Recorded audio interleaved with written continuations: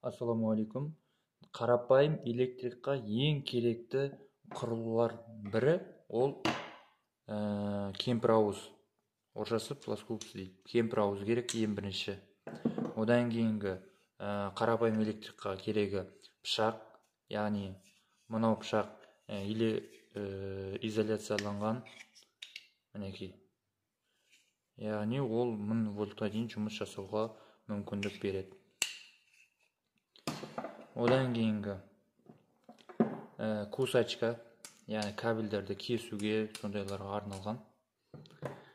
Одан кейінгі орысша утконос дейді, яғни басы кішкене сүйілу, кабельдердің жилаларын алуға немесе щитта жұмыс істегенде өте қолайлы инструменттің бірі. Одан кейінгі ең керекті зат индикатор, жаңағындай тоқтың бар жоғын тексеріп, қауіпсіз үшін осыны қолданылады. Одан кейінгі отверткалардың түрлері, яғни фигурный отвертка керек, тағы да екінші фигурный кішкене кішкентайлау, яғни плоский осындай. Осындай плоский отверткалар керек.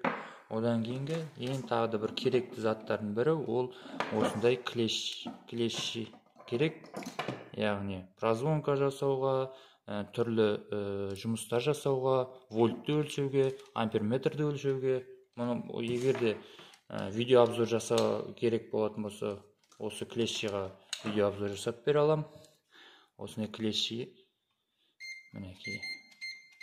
Осы ең керекті инструменттер қарапайым электрикқа керек.